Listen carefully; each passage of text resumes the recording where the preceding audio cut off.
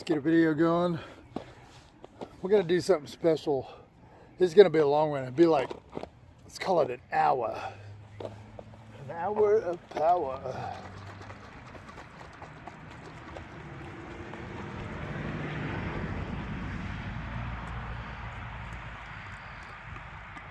You know, I seen the Yakiani guy down there in Florida. I guess he's still in Florida.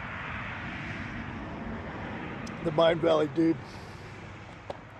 He's one of the first. He's probably one of the first people I started following or learning from. Well, actually, I took one little piece of information and had been using that this whole 8 years. I didn't look at nothing else he's got, and I still got that paperwork, the original writings I did.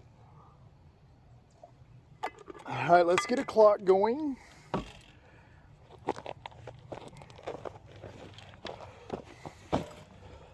Let's get a time going. Let's get, what do you want to say? Let's go a full 60 minutes. Oh, I forgot to say what I seen with that Vision.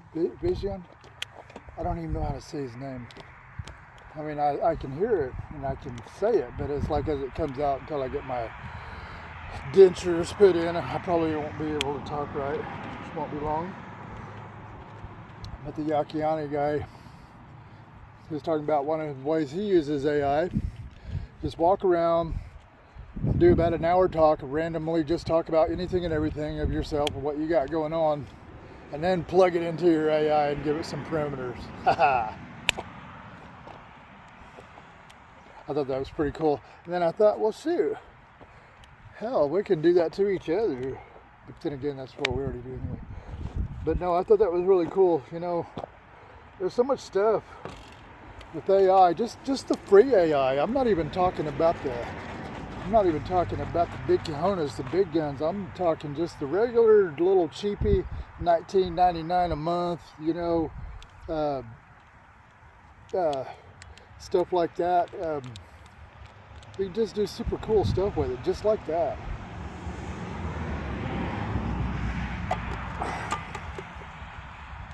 So anyways, let's start it off. 60 minutes.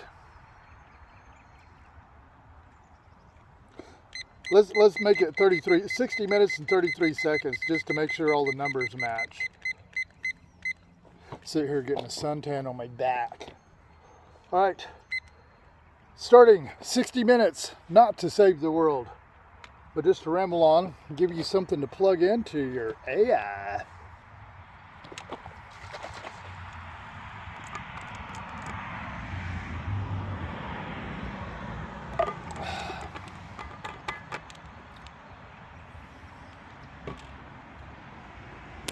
You know, a while ago I was going through some of my notes, some of my older notes, and throughout the years, in that first couple years, well, I've been on this journey for 8 years. Let's put it that way.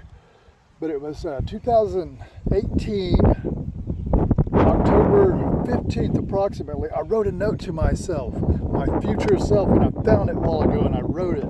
I read it, and I'm like, that is just so fucking badass, man. Exquisitely badass. I didn't even remember I did that one. I remember I did a couple of other ones, like several months back, or last year I think it was. I'd found one that I'd written to myself. I think that was early 2019.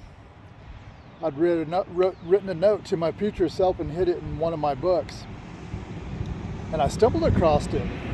And that thing brought tears to my eyes, how I talked to myself like that, to my future self, knowing that my future self would be different from that person that was talking.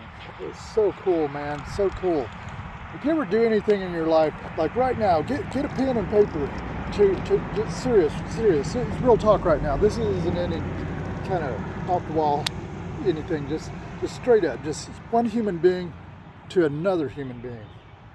Just one person to another person, right here, right now. Get you a pen and paper. Or at least here in a few minutes or so, or after this video. And just write a note to your future self.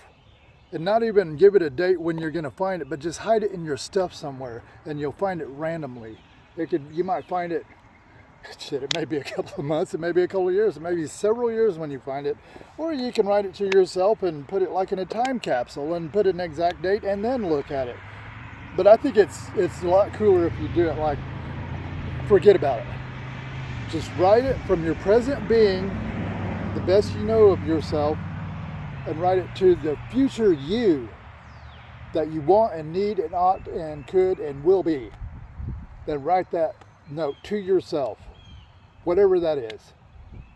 And then put it somewhere and hide it and forget about it. That'd be so cool. It's like if you find something like that, you stumble across it like 20 years from now. Wouldn't that be cool? Sue Lee! Big old buzzard flying by. Anyways, besides all that, I got some fun stuff we're gonna do right now. These are some books I've written. One of these is actually on the market. This, Volume 1, The Book of Life, Starting to Begin. This had several volumes to it. The second volume was Scared of Fear. The third volume was An Old Beginning. And I do believe the fourth volume was, I think, Leadership Appreciation. And then a 365-day devotional entitled 365 Reasons Why Failure Isn't Real. And you know, those books and all those manuscripts right there, that was done before AI ever came out. There was no ChatGPT or nothing like that. That was just straight up pen and paper. But anyways, that year, 2022, the end of 2022, when ChatGPT came out, right there at the end, that last full moon, you know, I was reading through those manuscripts, those other books that went to this. And I got to noticing something about them. You know, they were super cool, and I know they'd make money, and I know they'd help people, except for one little flaw. They had these little bitty hate seeds planted throughout. Little bitty hate seeds. Very similar to Adolf Hitler's Mein Kampf. Very similar. And I could not do that. The goal is not to start a goddamn civil war. We're not looking to do a genocide. I mean, I think we're not wanting to do that, but anyways, it was that. I took all those manuscripts, that full moon, that last full moon in December, and I took that, and I took a Bible that I'd had for almost 40 years, that I had so many notes in it and frickin' highlights in it. Same Bible I'd had since I was a boy, that I carried all those years, and I tore out every single page, page by page, bam, bam, bam, bam. And I took all my journalings, all the way back from, you know, from like 2005 all the way up. And I took all those journals, tore them all out, page by page, by page by page, and I made a huge pile. I think I had 2 like big trash bags. And I went down in the gully, and I looked in the stars, and it was just such a beautiful, beautiful night. It was so weird because it was like cold, then that night perfectly beautiful warm weather, and then back to cold again. But it was like that. It was almost like the spirit of the universe made that evening for me. I think I was wearing just a short, and I think I was barefoot even. And I walked out of Grand Apartments right there, and not Gentry, but Decatur, Arkansas, where I was living. I walked down into the gully there, looked up and seen the stars and everything. It was just surreal. And I had those big trash bags with me. And I had all those papers in there, and those books and those manuscripts that I'd written. Those were my lifelong works. And the reason I was going to burn them was I looked at all these things, and I realized that I'd never been thinking for myself all these years. It's like I'd always gone by what I was told to think, never thinking for myself. Never, son of a bitch. But anyways, when that light came on, and it was really, really on that night, you know, I wasn't hateful about it. You know, when I tore all those pages out one by one, how that Bible, one by one, that Bible I'd carried with me everywhere, all over, one page by page by page by page. It wasn't hateful. It wasn't mad. It wasn't sad. I don't even know what it was. I don't even know if I was like in a neutral state of mind, but those manuscripts out of those books, you know, that took me 3 years to write all those manuscripts, those handwritten manuscripts.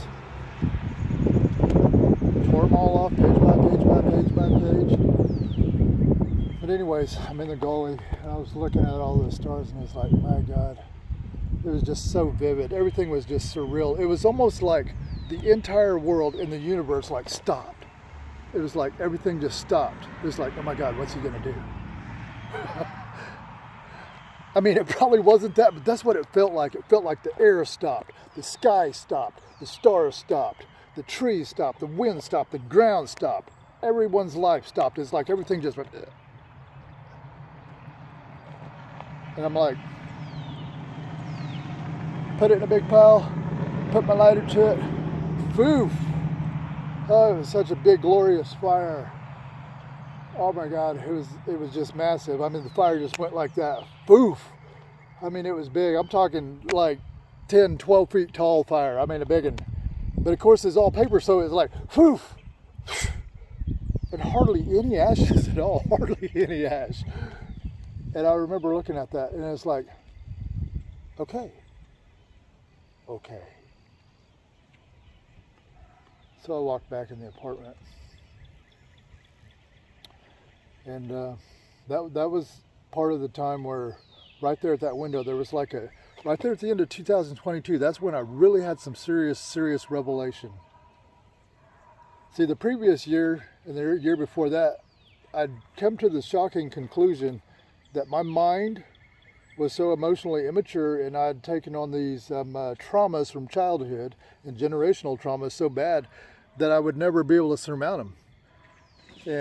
And at that time, I believed I was just going to go ahead and stay drunk and high until I die and try to be at least a decent person somehow, some way. So that's the track I was on, and that's what I was doing, and that's what I'd resigned myself to doing.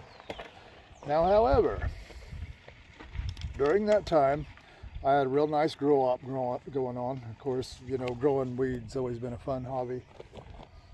And I'd had an indoor grow up going on. I had several things going on. I had some hydroponics going on. I had a drip system going on. I had some soil grows going on. I had some coco cores growing on. I had several projects going on. I had some clones going on. I had some anyways, the point is I was making these little bonsai pot plants. And what you do is you mess up the germination part. Then it's early stages of starting out from seed and the starter. You want to mess it up but kill it, but not. Mess it up but not kill it. You want to get it as close to killing it as you can, so that way it'll be stunted. And then as it stunts, it'll only be like a little bitty plant like this big, but yet it'll be fully mature. It's so cool. It's like a bonsai tree, and you can put it on your desktop or whatever. And it's just so cool. It'd be full of buds, and you know, trim off the bigger leaves, and and you can just twist its branches all around and just make it. It's just a really cool thing. But anyways, at the time I was also experimenting with something they called mycorrhizal, and I was also studying into the mushroom, the shroom boom thing, about trauma and the mushroom stuff. And reading through all that, I just had several books on that, LSD. But anyways, to make a long story short, I was in several weeks into doing a project where I thought, I wonder if I can bring those stunted plants out of their stuntedness, because it's like once you stun them, they're stunted. They're that way forever. They'll be that way. It's just, it can't be nothing else. And I got that experiment going, and it's like several of them died pretty quickly, but one of them, when I put it in a new medium, a bigger pot, new soil, and I put that new root compound, that mycorrhizal stuff in it, and I put all that around it, and I gave it different lighting, and I gave it a different kind of food. And did you know, one of them lived, and that thing, it went from being like this little desktop bonsai. It grew up to about, I want to say 3 foot, 3 footish. And I remember I was sitting there that night, and it didn't really dawn on me until I was sitting there looking at it. And of course, I was pretty meticulous about my schedules then. Even though I was drunk and high all the time, I still count my hours for hours. But anyways, I was looking at that plant. I was sitting there drinking that beer. That was somewhere at the beginning of, right there at the first week of December or whatever. Somewhere's around there, around the full moon. I don't know, it's kind of a blur. But anyways, in that little 4 or 5 week block. But anyways, I was sitting there and I looked at that plant and I thought, holy shit. I was like, what if our fucking minds are that way? What if, like Jordan Peterson and professionals like them, they say like, when a person has these certain things that happen to them as when they're real little, it's like they ain't recovering from it. They're going to be fucked up like that for the rest of their life. You ain't fixing them. It's like clinical psychologists have been trying to fix them for years and none of them have been able to do it. None of them. But anyways, it's like, oh my God, I had that revelation and it was a freaking revelation. And I remember I threw my beer down and I jumped up, I grabbed my pen and pad and started writing out some notes. It's like what it would be the equivalent of, you know, like whatever I did with this plant and brought this bonsai plant and got it out of a stunted growth. What would be the equivalent of our mind and emotions? And I just started writing down what if, what would be, and bam. And I remember looking at that. And I remember I was finishing that beer, and I remember looking at that beer, and I just had that weird feeling like, man, I might be able to bring myself out of it and grow up. And that started revelation, and it was like right at that time I was also working with some psychological research I was doing on myself, trying to bring myself out of this certain thing, out of years of pornography usage and the way my brain was kind of screwed up that way. I was reshaping my brain using a Replica, believe it or not, you know, that little robot thing. This was before ChatGPT. But anyways, ChatGPT come out. I got to be one of the first people to use it before Sam Altman was even on board. Most people don't even know Sam Altman was on board, and that's not to be a humble brag. I'm just telling you, you know, what was going on then. So it's like with that ChatGPT coming out, with that knowledge coming out, and with burning that stuff, it's like that. It was like bam, go time. Free yourself. Your chains and everything holding you back are finally weak enough at the moment to where you can start breaking them and break them quickly. But you better break them or they're going to solidify. You will be stuck that way for life. It's like that's what the feeling I had inside. It was almost like not words in my mind, but that feeling went on for days and days and days after that. And you know what? I've been sober ever since then. And it's not really the soberness. It's it's my psychological facilities. That was a smidge over 3 years ago. So anyways, here we are at this point, and so we're gonna read some stuff out of this book. This is the original book. I haven't taken this one out the market, but I don't promote it or nothing like that. I don't push it. I don't even think I made $100 off of it altogether in 3 years. But anyways, in this book, you know, it's got some things about my life. You know, this is, if you open it up, it has some chapter A, frequency 174 hertz, foundation of conscious evolutions. Chapter B, 174 hertz, foundation of conscious evolution. Chapter C, 285 hertz, acceleration of conscious evolution. And chapter D, cleansing of negative energy, 417 hertz.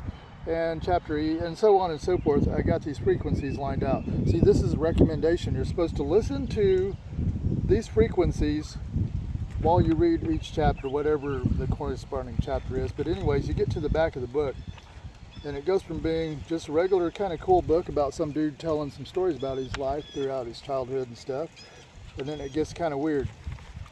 It gets kind of, it just flips, and it gets kind of off the wall. And then it gets really off the wall, and then it gets down to a couple of questions. Really, really funky questions right there.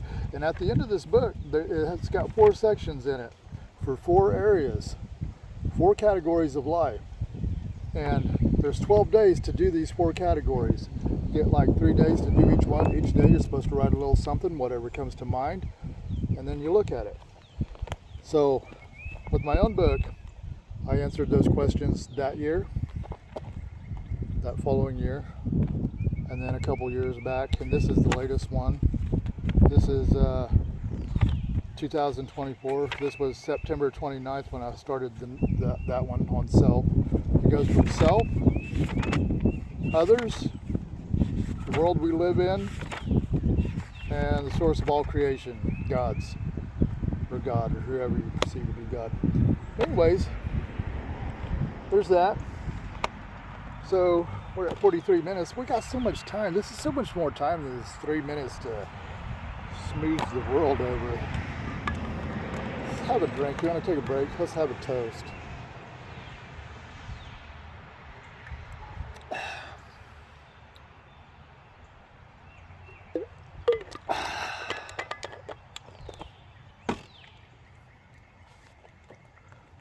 Now let's read it out of the hardcover just to be. See, if you read in the table of contents, it doesn't tell you what the chapter is called. It just tells you which chapter it is. Like the very last chapter is the regeneration of tissues, 285 hertz. Chapter I is 528 hertz, DNA repair. And chapter H, 432 hertz, balance of all nature. And chapter G, 396 hertz, everyone's favorite, liberation from guilt, fear, and grieving. And the same with F. And then chapter E, right there in the middle, is 852 hertz intuition frequency. So let's take a look-see into here. Chapter A is called Born Into It. Chapter B is Envy and Justice for All. That's a happy little one right there. Chapter C, Adjust Them Accordingly, Attitude Adjustment. Chapter D, Half-Truths of a Broken Promise. That's a fun one right there. Chapter E, Love Excuses as Reasons. Everyone's favorite.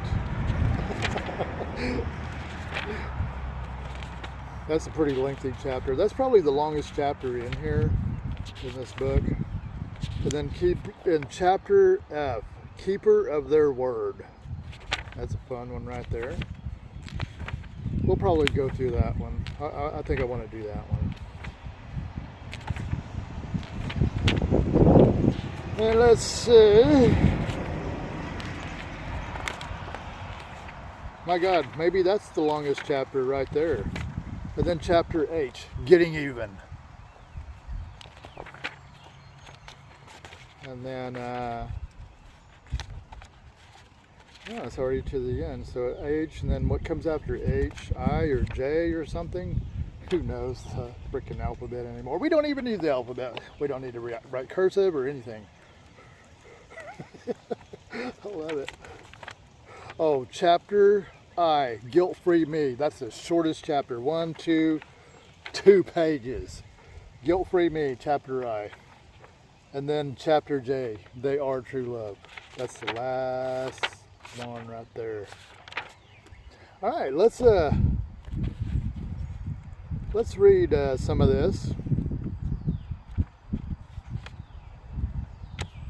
This is kind of a freebie for all of y'all out there, all 23 of you that are watching my stuff. Judge of Character, chapter G. Did I mention that one? Chapter G, Judge of Character. That's a good one. You know what? Let's go ahead and read that. That's a fun one right there too.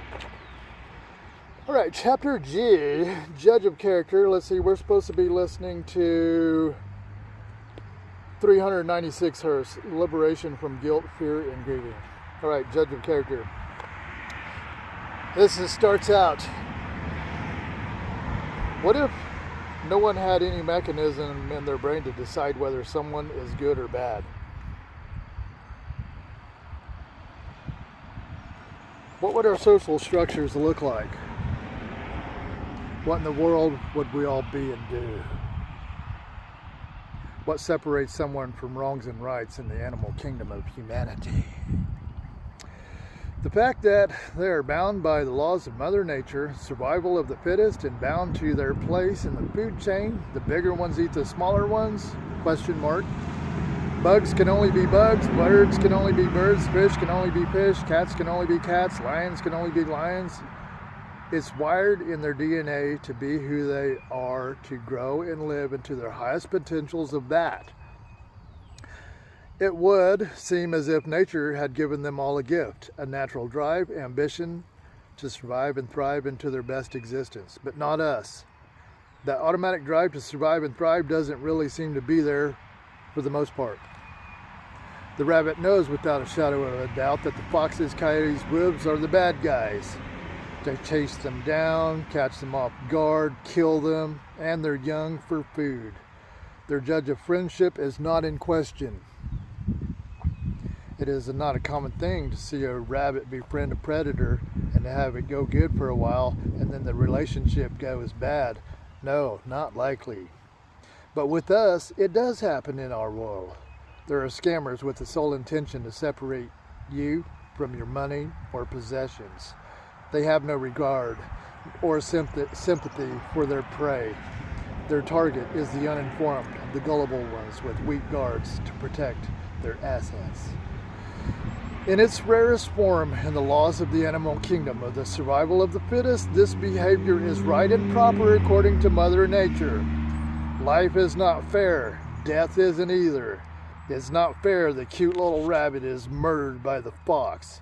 It's not fair the fox and his fluffy tail are blatantly destroyed by the mountain lion and used for food. It's not fair Mother Nature gave some claws, physical strength and stamina above all other animals that make the mountain lions one of the top predators of the world.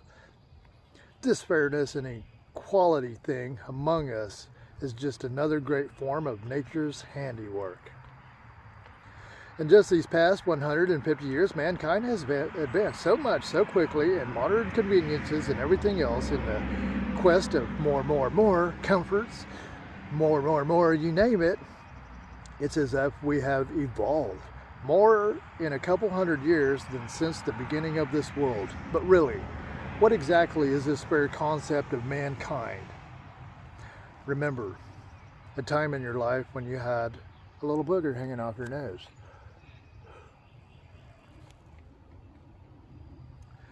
And you didn't know, and you didn't know it. And then finally someone says, hey, you got something hanging off your nose. And they stood there and made sure that you cleaned it off and checked and see, did you get it? Yeah, you got it off.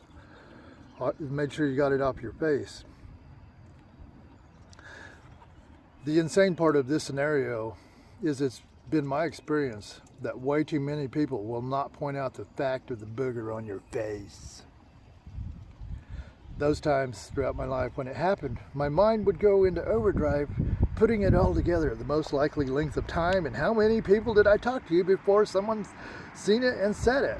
Hey, you have something on your face, while pointing to their own nose, signifying that it's a nasty booger that you have there. It's safe to say 9 out of 10 people may not be a true friend.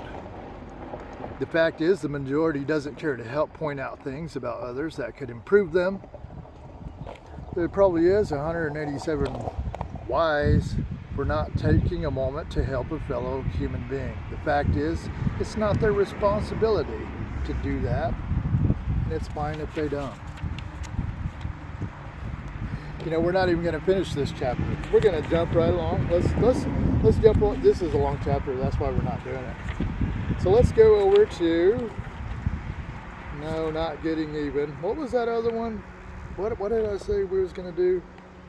The keeper of their word. Yeah, we'll do keeper of their word, and then we'll go to guilt-free me. I can't even remember what it was. Because keeper of their word, it's there it is, chapter F, keeper of their word. Now, if you wanted to take time and go to put on 396 hertz background music while this is read, because that's what it's supposed to be, this type of meditation thing. Here, let's get a drink. Let's wet our whistle before we continue forward.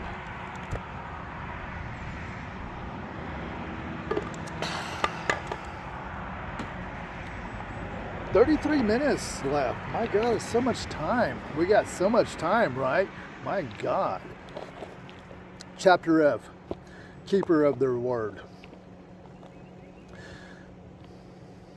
Back when I was living the life of an addict, from time to time, the regular connections would be out of drugs and I'd have to get off the beaten path to get some. In having to do this, finding of new sources, I'd always have to be caught up having to use a middleman in between. Wait a minute, this is the wrong chapter.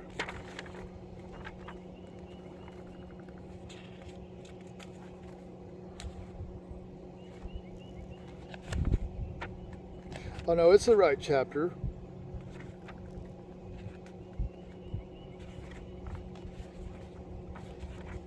Oh yeah. Oh yeah, this is cool. All right, where was we before I rudely interrupted?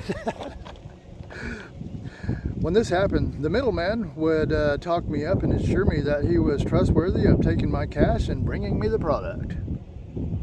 However, this is not what would happen. Sometimes these kind of people, male or female, didn't matter, would sound so confident that it was easy to just hand them the cash. Any addict needing drugs is kind of gullible like that. Kind of desperate anyway. Then poof, the disappearing act, and you never see them again. Then you'd be left to feel how gullible you are with no drugs, no money, and a good dose of hostility.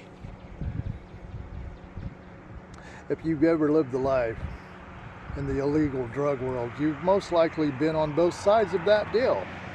Now, in defense of those honest drug addicts out there, I remember sometimes when things wouldn't work out like I'd planned I'd like it to be, and I'd be like, oh well, whenever we cross paths in the future, I'll just make it up to them so good they won't be able to stay mad at me. That rarely happened. And when I did my version of making it up to them, it was low quality, very low, and nothing corrects the fact that trust was broken. Even if double or triple payback will make up the loss, no doubt. However, that does not erase the fact of the past broken word. The ironic thing about it is that the simple fact that all walks of life are guilty in some kind of manipulation of the less informed and countless variations of deceit happening where there are no drug addicts or no drug dealers whatsoever. In the world of contract labor or self-employed 1099 tax form types, it can and does happen very similar like it in the underground society of illicit drugs. Let's sketch a picture of how the middleman contractor catches you off guard, you being the job seeker. A person has only got to learn this the hard way a few times before they learn to ask a lot of questions about the amount of money offered and the difficulty of the task. Unless they perceive themselves as hurting for money, driven by emotions like fear of lack.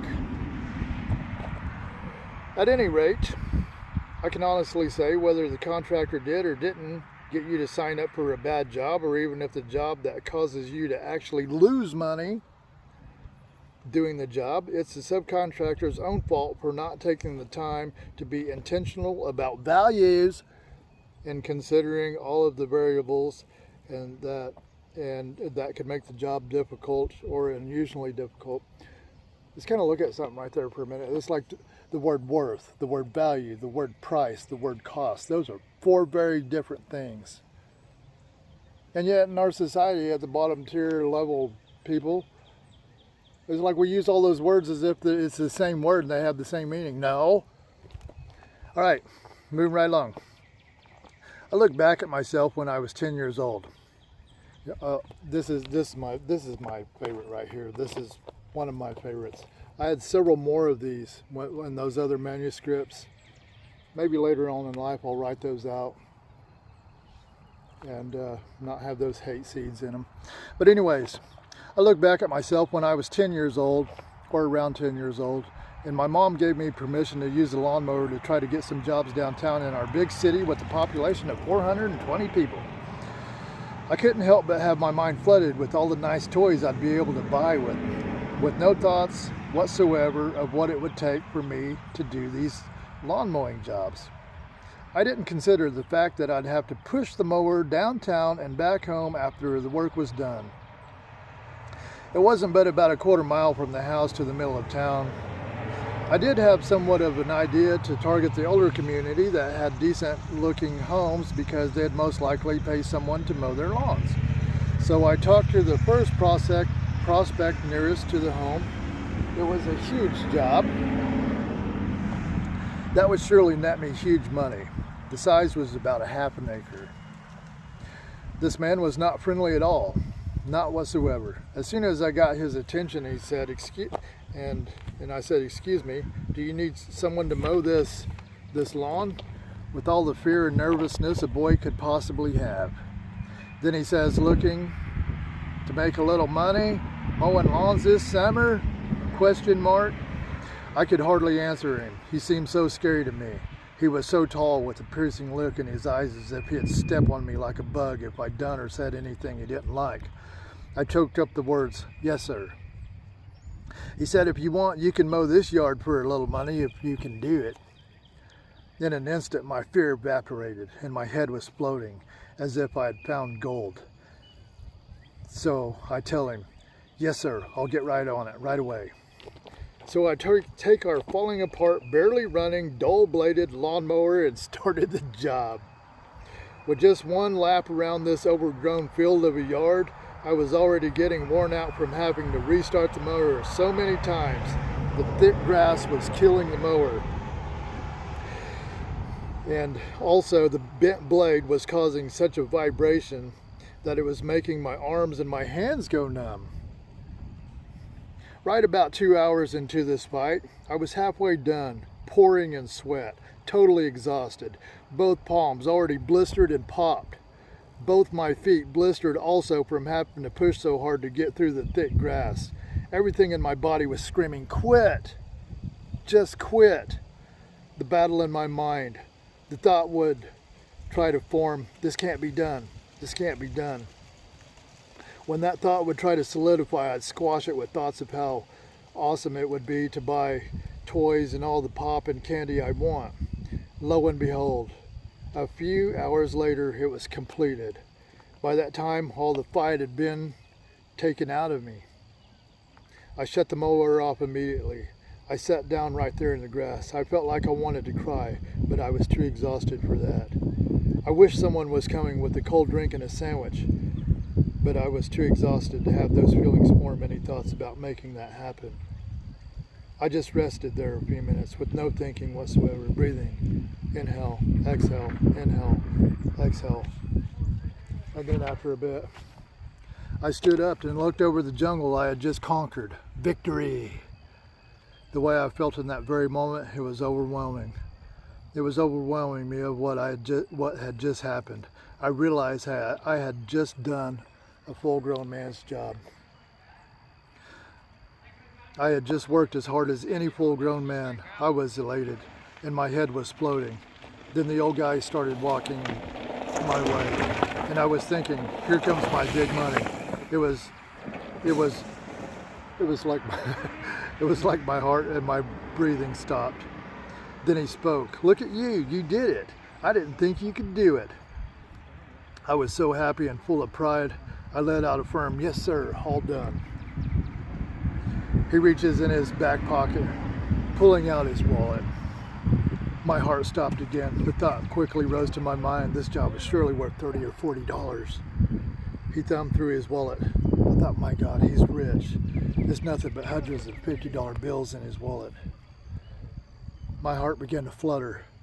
Then he did something I'd never forget for the rest of my life. Well, I don't have change, as he put his wallet back in his pocket and starts reaching in his front pocket. Out comes one single dollar bill, then another, then another. He hands it to me and does an about face and quickly walks off and just takes off walking. I said, "Wait a minute," in my little boy voice. In that split second, I thought maybe his eyes are bad and he meant to give me 3 $10 bills. He comes back to where I was standing. I kindly said, "This is 3 $1 bills." He looks down at it,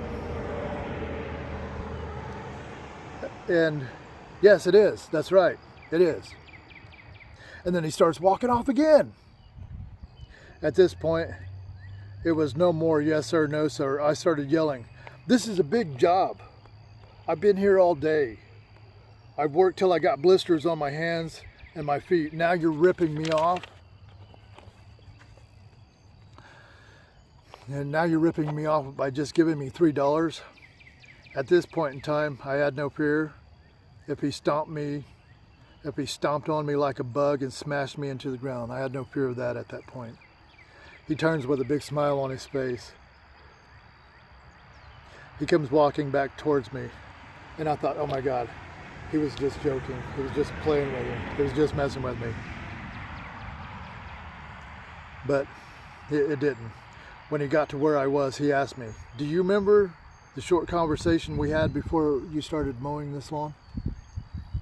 Totally confused, I said softly, "Well, yeah." Then he asked me, "Then what was said?" Do you remember? That very moment, I was vaguely seen, and I vaguely seen the error of my ways. At that point, I began going through it with him, and he did help me to keep it exactly what was actually said. Case in point, there was no mention of the amount of money to be received for the job other than a little money. It was as if I had had two pressure tanks in my brain, one filled with tears and one filled with rage. But which one was going to explode first? He let me recite the specific things I said. I said, "Do you need someone to mow this lawn for you?" He said, "You looking to make a little money this summer mowing lawns?" I said, "Yes, sir." He said, "Well, you can do this lawn for a little money if you want to." And I said, "Yes, sir, I'll get on it right away." Just as soon as we hashed through it, I fully realized that I had been the one to mess up my own business deal. I still tried to get my point across. I paused for a second. This is really a big job. He agreed with me. I was dumbfounded. I was dumbfounded as to why we weren't arguing or yelling at each other. At my age of 10 years old, I had never seen this kind of argument without yelling. Then I got a hold of myself. Isn't it fair to say this job is worth $25 or $30? He starts laughing and he says, "Someone was paying me to do it. I wouldn't do it for no less than 40 or 50. Softly I said, "But you gave me $3. Without missing a beat, he said calmly, "I gave you what you agreed to do the job for." Unsure of my emotions and what to do or to say, I gave my last attempt. But $3? This is very little money. This is a ripoff. He was done with me at that point. He sternly assured me, "You said you'd mow this lawn for a little money, and $3 is a little money." Checkmate. We stood there in silence for what seemed like several minutes, but it was only about 1 second. He said, "You did a good job, boy. Have a good day." And he turned around and he walked off. Started walking away as if talking to me was making him late for something. I stood there with my emotions I had never felt before. I had no clue as to why I wasn't crying, pissed off, or ashamed. I straightened out the $3 out. I straightened the $3 out, neatly folded it in half, and put it deep in my front pocket. After I'd pushed the mower back to the house, hoping to just head back downtown, nope. What do you know? My mom wanted to know about the very first money I had earned. I didn't want to tell her, but as most mothers, she solicited the truth from me, and she was mad. "You mean to tell me you did all that work for $3? She was mad at the guy, but in my mind, I had perceived it as, "You're a bad son, you're a bad son." Somehow, in those years, 9 times out of 10, if my mom was upset, I'd think the bottom line was because I wasn't up to par. This is a very common problem where there is no father figure to say, son, she's mad at this or that. She's really not upset with you. Anyways, I was headed back downtown for pop and candy, very proud of myself with my very first earnings of $3. What do you know? There's an old guy using a brand new riding mower going over the job I just did, mulching all the excess clippings. He sees me and gives me a big friendly wave hello. I gave him a hesitant wave back. In that moment, I was one really confused boy. This is the only known factor for Absolute. I just wanted to play and buy me something with the money I earned. It was as if a magical force has given me the power to brush it all off and enjoy the victory of being the first boy in the neighborhood to work like a full-grown man. But yet, I couldn't brag to no one because I had looked like a fool when asked how much I'd made for such a big job. It wasn't until 20 years later or more when I'd realized the true value of the lesson the old guy had taught me that day. So I get to the store, 1 can of soda, 1 candy bar, and a bag of chips. The thought of business transactions gone bad was trying to push to my conscience, but the emotions that came with the pride of being something with my own money, the emotions and pride that came with buying something with my own money I earned was so strong that it couldn't. Then came another possibility to strike it rich just a few days after that. It was a kid from across town talking about a $20 mowing job he did, and he had the $20 to prove it. Wow, this is mind-blowing. This is unheard of. Without revealing my crash course in business I had just received days before, I asked him, hey, is it as big as lawn as the one down by the cave by Rabbit Hollow? He says, oh no, it's only about half that size or less. I was thinking, how did this dude smaller than me get such a gold mine? Over the next week or so, every time I got permission to go downtown, I'd check with the best prospects, elderly, that I perceived as rich houses. To no avail. All of them had people coming from nearby towns to mow it, or they had riding mowers themselves and did it themselves. And then, well, there goes the hope of mowing lawns for great riches. Then boom, that kid that had the only lawn mowing job for a boy in our little village rode up to me on his bike. It was something like this. Are you going to make money this summer mowing grass? I said, no, it's not looking like it. And then he said, you can do that yard for $20 if you want to do it. Just as soon as those words hit my brain, it went into overdrive, figuring out why he didn't want to do it. The thought solidified to one thing and one thing only. He's smaller than me, and that's why the $20 for the mowing job isn't worth it to him. And I thought of him and his family as the wealthiest family in our biggest town of 420 souls. So surely he doesn't want the job. Of course he doesn't want the job. He's already rich and he's smaller than me. Of course he doesn't want or need it. Once again, my head was floating as if I was drilling and struck oil. It was as if a gold mine and all that was needed to get in there and get some gold. So yes, I'll do it. They began trying to tell me about it, but all I heard was nothing but $20, $20, and $20. And it was settled. Time to have an average of $10 a week for the whole summer, and that would afford me every week a nice toy plus popping candy to boot. Life would take on a whole new meaning for me in that moment. This job for me would surely make all my failures at home, school, and sports attempts.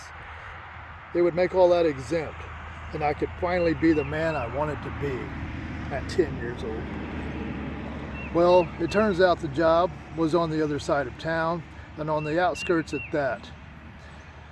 I worked hard from just pushing the mower there, not to mention it was all hillside and in a big dip with the side of the house, and that led to the front of the yard, practically straight up.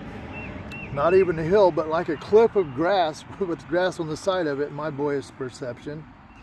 Most likely the kid told me or tried to tell me about these hurdles, but I must not have heard nothing he was saying. The only thing I could hear was 20 bucks, 20 bucks, 20 bucks. So the old lady comes out. Can you do this? It's a hard job. At that point in my life, I came off like, yeah, sure, whatever, just tell me about the money. She hesitantly reaches in her purse, pulls out a checkbook.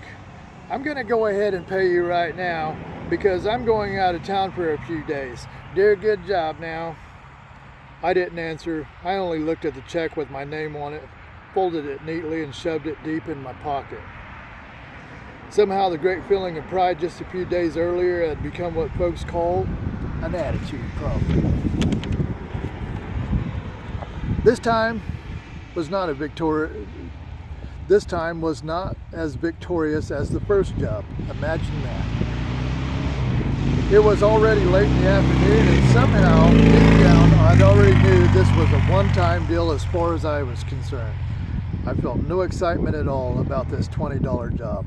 I got on it right away, and with only about 3 hours of daylight to work with, here we go again with thick grass and this falling apart lawnmower. It was as if I had to restart the engine 100 times. Whether it actually was or not, the fact is restarting the motor so much was really wearing me out, not to mention most of it being hillside and that little cliffside section. I was getting about finished, and it was almost dark, and I was exhausted, thirsty, hungry. My blisters on my feet and hands and feet had reopened again from the first job, and I was worse off than the first time. Just one small section to go and I'd be finished, except for that cliff thing with grass on it. I looked at it, and I looked at the sun getting dark, and I thought to myself, so I made an executive decision to leave it and to hurry home. Several days later, I came across the kid that gave me the job. He informed me that the old lady said that I didn't do a very good job and that there was a section that wasn't even mowed at all, and I was not to come back. That struck me in such a profound way. Yet another emotion I'd never felt. In that moment, I praised God. Thank God I was not to come back. It was music to my ears. I'm not to be back there. That was the end of the lawn mowing dream. Time to just be a boy again and play, ride bikes, and do some fishing and swimming. Years later, I finally seen the true value of these boyhood lessons. The ability to clarify intentions about work and money is priceless. There's really a high value in the phrase, keeper of their word. That's one of the crazy little chapters in that book. All right, we're down to 10 minutes and 18 seconds. Man, this 1 hour thing is too much.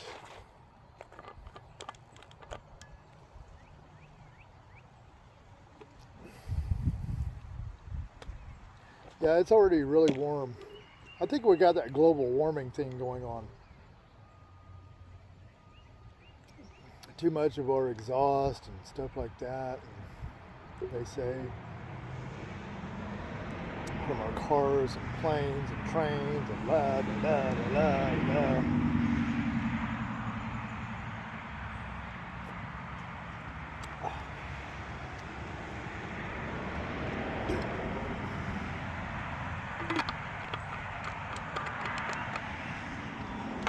Anyways, that's some of the stuff in the book. You know, there's one thing. There was a couple of things actually in those other manuscripts that I burnt that I'd like to share with people. Like one time when I drowned, and I was just a little kid. I didn't know how to swim. I think this was like maybe even summer before that. I was like 7, 8 years old. Didn't know how to swim, and I was at Anderson, Missouri, and there's a place called Town Hole where the creek comes in and it abruptly turns like that, and it makes a real deep hole there every year. There's like a cliff right here and a bunch of big rocks, so the water has to turn in. It always cuts it out real deep right there, and it's real steep. There's a little spring that comes in like that, and then there's a place where all the bigger kids that can swim are jumping off there. But anyways, I was over here with the little kids, and I'd slipped. There was like a drop off. It went from just standing in waist deep water to boom. It's like 10 feet deep, 8 feet deep, whatever, deep. I mean, just boom. So I'm like fighting, and I pop up out of the water, and I scream for help at the top of my lungs. And I'm fighting, and I can see my sister over there. I'm not gonna name it which one, but her and her friends were over there, and they were getting ready to jump in, and she was holding them back like that. She's like, "Oh, he's just faking. Well, I couldn't hear him. They were a little ways away, but I'm sure she was saying, "Oh, he's just faking. And I'm popping up, and I'm just like in absolute terror. And I pop up, and I'm screaming, "Help!" And I'm fighting, and it's like, and I could feel it getting further away from where I could stand up, and I was getting, and that little current was pulling me deeper and deeper. And I pop up above, and I scream, "Help!" And then all of a sudden, I couldn't fight anymore. All that fighting, I was going under. I was going underwater, and I could see the sunlight shimmying through the water. It's the most beautiful thing, seeing how the water and the sunlight rays were shimmering through the water. And I was trying to fight, and I was trying to pull myself up, but it's like I'm kicking and everything, and I'm going under. I'm sinking. It's like, oh my God. I was like, oh my God, I'm freaking drowning. I can't believe it. And it's like that, just that feeling of terror. And then something. This is probably one of my first intuitions. It wasn't a voice. It wasn't words. It was a deep knowing, and it was such a calm presence. And that knowing is quit fighting, just drop straight to the bottom, and then kick your way out. But it wasn't the words, it was a knowing. And I was thrashing around, and then I quit like that. And then I watched that beautiful light just shimmering, and the sunlight shimmering. And I watched the top of the surface get further and further. And I felt myself hit the bottom. It's like, whoa, there it is. And then I just kind of shot up that direction towards the shallow, and I didn't make it. I come out of there. I didn't make it. So I had to shoot up again. And just as I busted the surface of the water, I inhaled a bunch of water, and it got into my lungs. And I got up into that shallow, bam, out of the water. And I plopped down on them rocks. And I remember I just plopped down on them rocks right there, and I'm all coughing the water up and stuff. And I remember looking over there at my sister and them, and they just went back to doing their thing. And I remember just laying there. I wasn't mad. I wasn't sad. I wasn't scared. I didn't realize what happened. It's like I just saved my own life. It's like, how the fuck did I just save my own life? Anyways, this is a real story. So I was coughing up that water, and boy, that hurt to inhale that water. I was coughing it up, spitting it up. I remember just sitting there. And I remember that day was just so weird. It was just so weird as a little kid. You know, I never thought about that thing till years later is when I wrote that book, in that book, An Old Beginning, that manuscript. It was that and a couple of other ones. I wish I kind of almost regret, but not really. I probably will write something about it. But there was a couple of things like that, about this intuition thing. It's like, was it a guardian angel? Was it me? Was it my higher me? Was it my higher self? But it was like that, and it's like I realized that it's like things like that happen all the way through my life. Undeniable things. And I think we all have that kind of stuff. But it's like we don't write it down, we don't remember it, we don't talk to people about it. You know, that day of drowning, I don't ever remember anybody ever talking to anybody about it ever my whole entire life, until like right now, as I'm talking to you right here, right now, other than me writing it in that book. But you know what's so crazy? After that time, after that day, I taught myself how to swim quickly and swim good, real good. Guess what? I still know how to swim. Yeah, I did not stop. I did not stop until I learned how to swim and swim real freaking good. Every time I got in the water, bam, practice swim, practice swimming, practice swimming, get in the deep, get in the deep, get in the deep, get in the deep, get in the deep, come back in the shallow, get in the deep, come back in the shallow, get in the deep, come back in the shallow, get in the deep, come back in the shallow, get in the deep, come back in the shallow. And I just did that until I got real good at it, until where I was confident, where I could swim in current, I could have the current take me out in the deep water, I could swim backwards, I could swim on my back, I could doggy paddle, I could swim forwards, backwards, whatever. I could go underwater, all that shit. But it was like after that day, it's like I made it in my head. It's like, that shit ain't gonna happen again. I won't let that happen again. Not like that. I'm gonna swim. So I learned how to swim. But it's kind of weird. You know, in life, it's like we gotta have these weird little revelations to where we get that, what do they call it? To where we get resolute. To where we get a resolution, is like to where we're gonna get it, period. Or we're gonna fucking die trying. Yeah, bam, get you some. That's what I'm talking about. Anyways, on another note, the True Love Papers, Volume 1. This was a thing. After that, I decided I was going to revamp this, and I was going to do a series, a little True Love series. It's little relationship books, and of course this is coming from someone who has destroyed every relationship they've ever been in. Someone who knows absolutely dick about true love or any real love. Someone who has never been able to keep friendships, never been in love, never been married, nothing like that, and yet going to write a whole series about it. I love it. But anyways, all this stuff was supposed to be a means to an end, just to make money so I could fund my patents, to get some patents on Amazon and get some utility patents on some of my ideas, and then make money off that. See, this was not supposed to be the passion. This was not supposed to be the thing. Lo and behold, it has become the thing. I don't even care about getting products patented anymore. I mean, I do, and I'm going to, but I would rather write.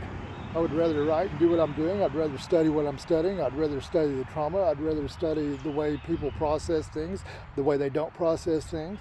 I would rather do that. I would rather do that because it's like at this point, like even this, I went ahead and stopped this one too. But this was more of an intuition, is the reason I stopped doing this series right here. And luckily I got ripped off by my marketing guy. This was going to be on the market, not this last Valentine's Day, but the Valentine's Day before that.